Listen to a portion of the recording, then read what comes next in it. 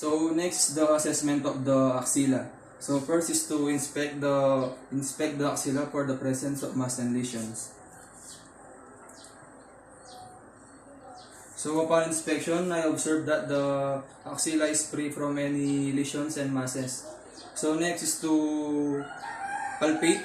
Hold the one arm of the client, then palpate the axilla using the three fingers of your hand firmly to feel the axillary nodes.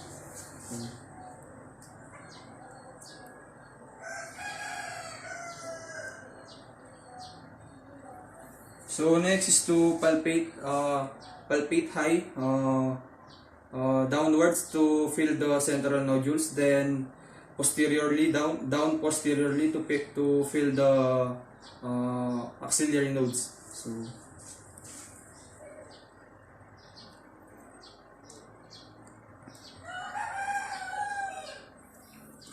after that, use a bimanual palpation and palpate for the inner aspect of the arm. So next is the assessment of the neck vessel. So first is to inspect for the jugular veins. So sir, tingin po kayo sa kaliwa. So upon inspection, I observed that the jugular vein is not quite visible. So next is to auscultate for the carotid artery. So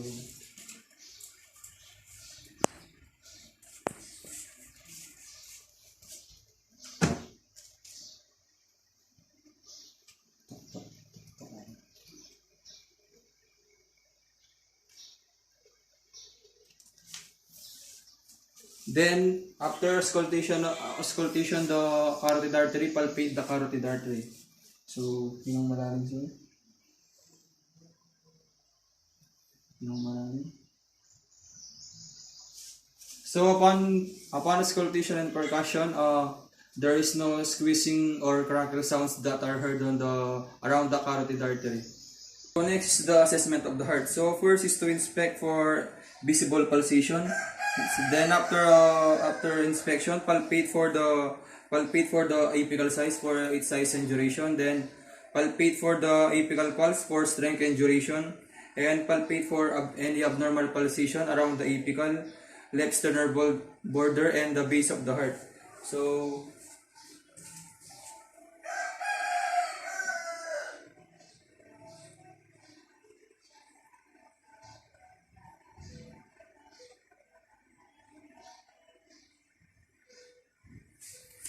upon palpation, the duration, the apical pulse has a strong beat, and there is no vibration occur after palpating the apical, left sternal border, and the base of the heart.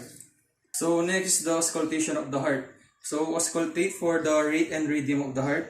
Then auscultate also for the S1 and S2 heart sounds. In strength and duration. Then auscultate for any heart sounds that occurred around the heart of the patient.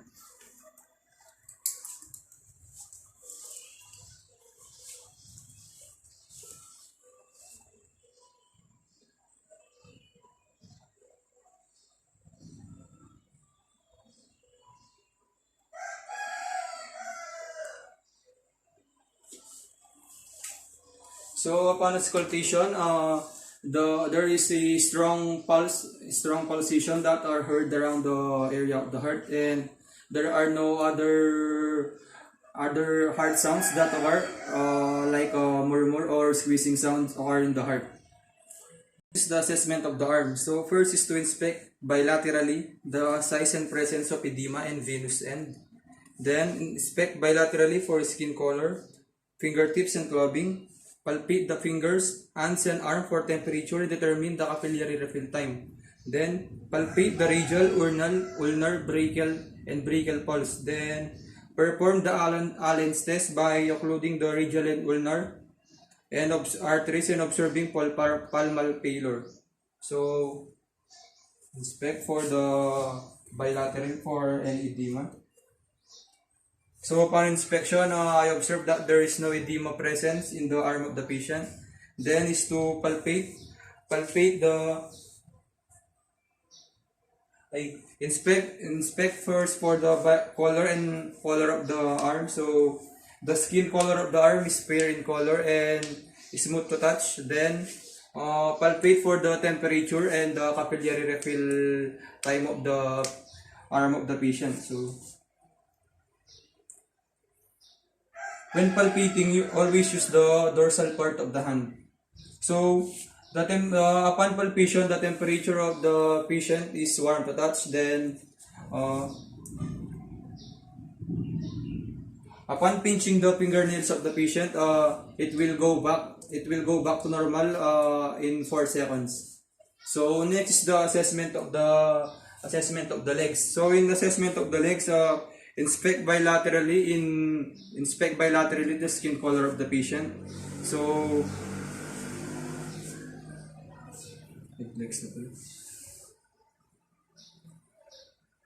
upon assessment, upon inspection, I observed that the skin color of the legs of the patients are fair in color. So next is to inspect for any lesions and ulcers that are present in the legs of the patient.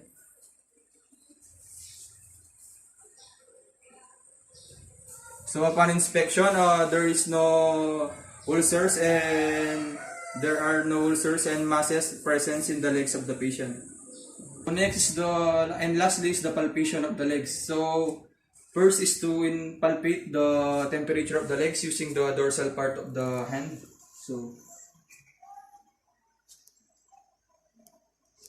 So upon palpation, I observed that the temperature of the legs of the patient are warm to touch. Then palpate and auscultate for the femoral artery for any birth sounds that present in the area.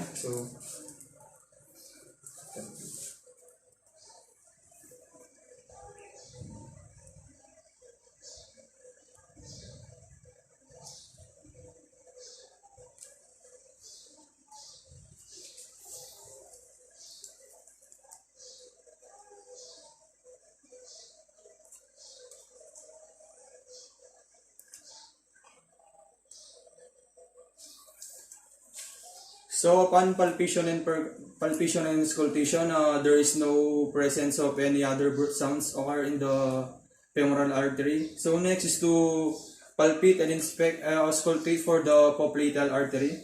So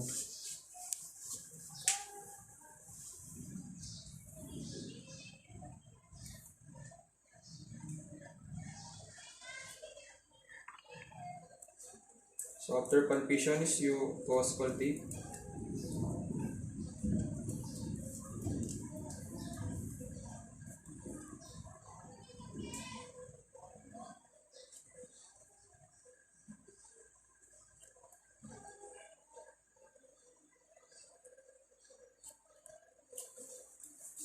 So upon palpation and auscultation, there is no presence of birth sounds that occurred in the popliteal artery, and the pulse in the popliteal artery is a little bit weak.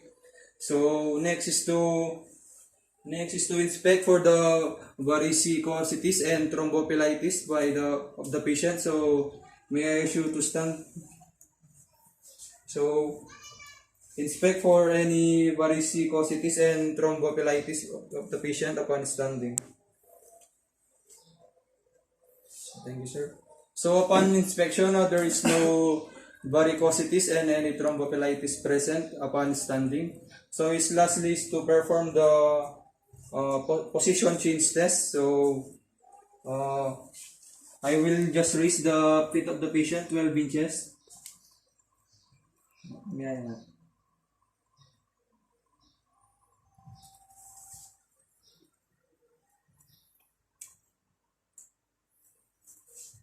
And then